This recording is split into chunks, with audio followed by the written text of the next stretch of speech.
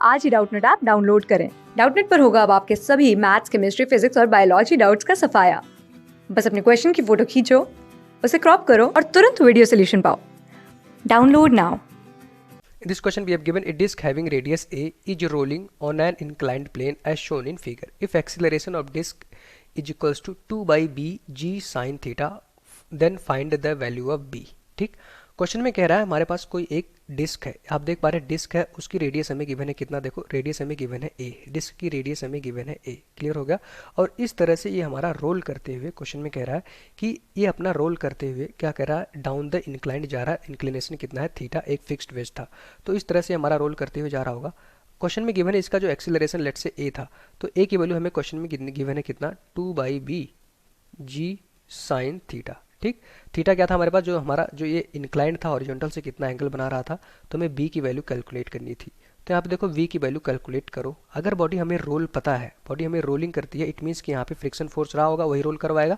तो अगर ये नीचे जा रहा होगा तो फ्रिक्शन फोर्स हमारा ऊपर की तरफ लग रहा होगा, ये हमारा फ्रिक्शन फोर्स, ये हमारा रफ सरफेस रहा होगा, रोलिंग हो रही होगी, रोल करते हुए जा रहा है। ठीक, अब यहाँ से इसका जो सेंटर होगा, यहाँ पे देखो ये हमारा सेंटर हो जाएगा इस डिस्क का O पॉइंट। ठीक, अब इसकी रेडियस यहाँ थोड़ा गलत दिखा, उसकी रेडियस हमारा सेंटर से मेजर करेंगे। यहाँ पे जो डायग्राम में दिख रहा है थोड़ा सेंटर ऊपर दिख रहा है। ठीक, तो यहाँ से कह सकते हैं हमारा सेंटर होगा। अब ये जो हमारा डिस्क होगा, अगर यहाँ पे एक और डायग्राम बना ले तो इस तरह से इस डायग्राम में आपको क्लियर हो जाएगा, ये हमारा डिस्क था, उसको आप भूल जाइए।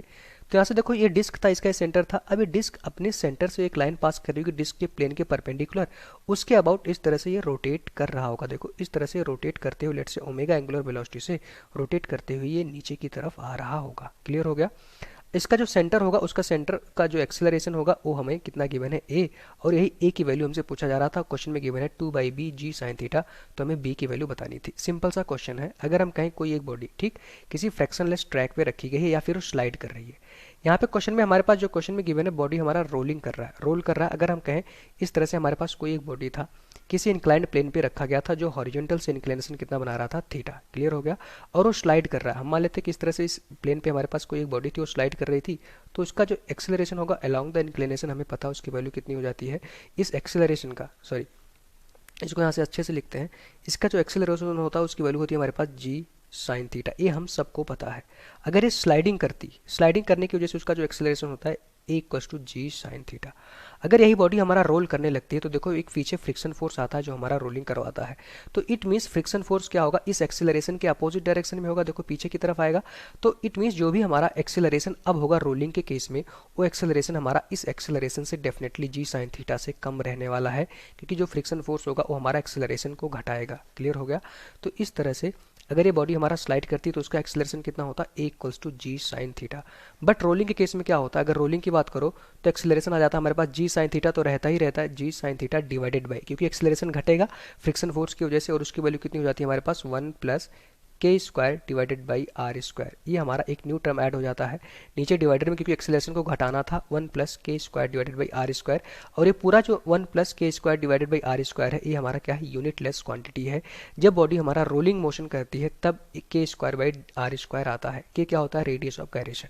अब यहाँ पे बात की जा रही है हमारे पास डिस्क की। ठीक, अब इस तरह से हमारे पास अगर डिस्क है अपने सेंटर के अबाउट रोटेट कर रही होगी, तो अगर उसका मोमेंट ऑफ इनर्शिया इसके सेंटर से एक लाइन पास करे डिस्क के प्लेन के परपेंडिकुलर है, उसके अबाउट मोमेंट ऑफ इनर्शिया कितना होता है, अगर कहें इसका रेडियस कितना है, क्वेश्चन में गिवन है ए, तो मोमेंट ऑफ इनर्शिया हो जाएगा हमारे पास M A square divided by 2।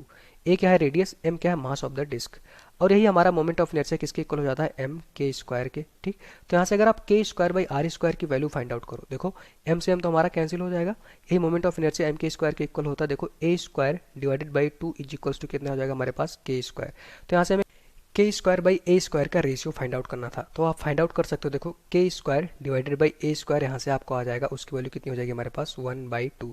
तो इस तरह से के square divided by A square की वैल्यू कितनी हो गई 1/2। इसको हम यहाँ पे कैलकुलेट कर लेंगे, अब इसको हम यूज करेंगे। हमें पता है कि अगर रोलिंग करेगा तो एक्सेलरेशन बॉडी का कितना होता है, कर देखो g sine theta divided by 1 plus K square divided by R square. But इस क्वेश्चन में हमारे पास जो डिस्क की रेडियस गिवन है वो देखो रेडियस कितनी गिवन है हमारे पास ए। ठीक, तो यहाँ से हम कह सकते हैं कि आ जाएगा हमारे पास ए स्क्वायर।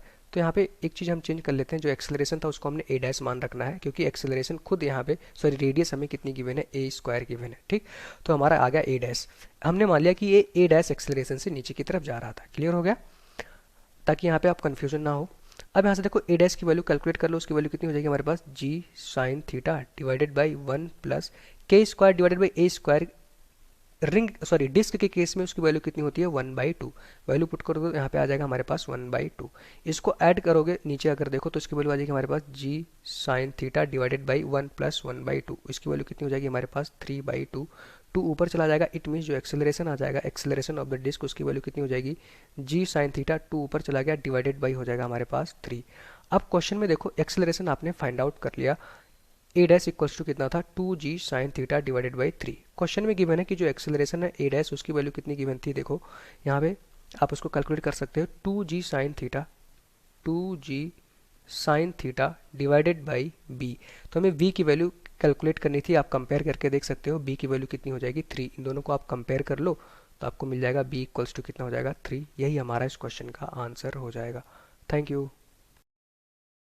क्लास 6 से 12 से लेके नीट IIT JEE मेंस और एडवांस के लेवल तक 10 मिलियन से ज़्यादा स्टूडेंट्स का भरोसा। आज ही डाउनलोड करें डाउटनेट ऐप या व्हाट्सएप कीजिए अपने डाउट्स 8400 400 400 पर।